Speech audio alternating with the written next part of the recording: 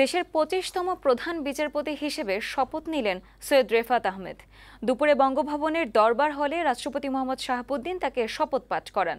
এ সময় অন্তর্বর্তীকালীন সরকারের প্রধান উপদেষ্টা ডক্টর মোহাম্মদ ইউনূস উপস্থিত ছিলেন। পরে অন্তর্বর্তীকালীন সরকারের দুই উপদেষ্টা সুপ্রদীপ চাকমা ও বিধান রঞ্জন রায়কেও শপথ পাঠ করান রাষ্ট্রপতি। পার্থ রহমানের প্রতিবেদন।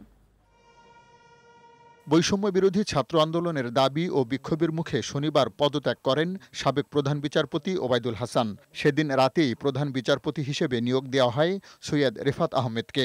রোববার দুপুরে নবনিযুক্ত প্রধান বিচারপতি সৈয়দ রেফাত আহমেদের শপথ অনুষ্ঠানের আয়োজন করা হয় বঙ্গভবনের দরবার হলে। দেশের ২৫তম প্রধান বিচারপতির শপথ অনুষ্ঠানে অংশ নিতে বঙ্গভবনের দরবার হলে উপস্থিত ছিলেন অন্তর্বর্তীকালীন সরকারের প্রধান উপদেষ্টা ডক্টর মোহাম্মদ ইউনূস সহ আমন্ত্রিত অতিথিরা। রাষ্ট্রপতি মোহাম্মদ শাহাবুদ্দিন ও ডক্টর ইউনূস বঙ্গভবনের দরবার হলে একসঙ্গে প্রবেশ করেন। এ সময় জাতীয় সঙ্গীত বাজানো হয়।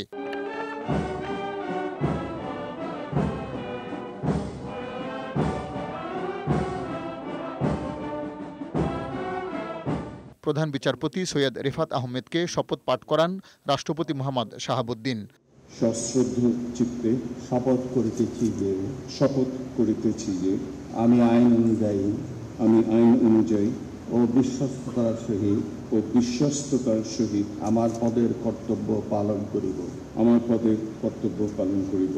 পরে প্রধান বিচারপতি শপথপত্রে স্বাক্ষর করেন। এরপর অন্তর্বর্তীকালীন সরকারের দুই উপদেষ্টা সুপ্রদীপ চাকমা ও বিধান রঞ্জন রায়কে শপথ পাঠ করান রাষ্ট্রপতি। আমি আইন অনুযায়ী অন্তর্বর্তীকালীন সরকারের উপদেষ্টা পদের কর্তব্য বিশ্বস্ততার সহিত পালন করিব। একই সঙ্গে গোপনীয়তা রক্ষার আলাদা শপথও নেন তারা। আমার কর্তব্য পালনের প্রয়োজন ব্যতীত প্রত্যক্ষ বা পরোক্ষভাবে কোনো ব্যক্তিকে জ্ঞাপন করিব না। গত ৮ই আগস্ট অন্তর্বর্তীকালীন সরকারের শপথ গ্রহণের সময় এই দুইজন ঢাকায় না থাকায় শপথ নিতে পারেননি।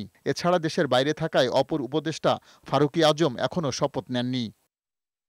শপথ গ্রহণ অনুষ্ঠানে তিন বাহিনীর প্রধান, উপদেষ্টাদের বেশিরভাগ সদস্য এবং আইনজীবী ডক্টর কামাল হোসেন সহ অন্যান্যরা উপস্থিত ছিলেন।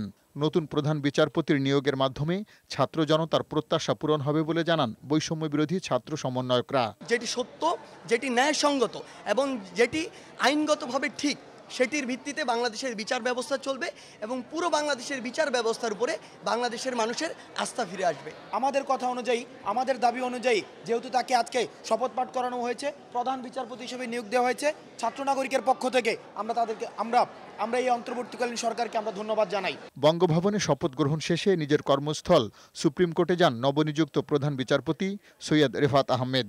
এ সময় কর্মকর্তারা তাকে শুভেচ্ছা জানান। পার্থ রহমান, বৈশাখী সংবাদ, ঢাকা।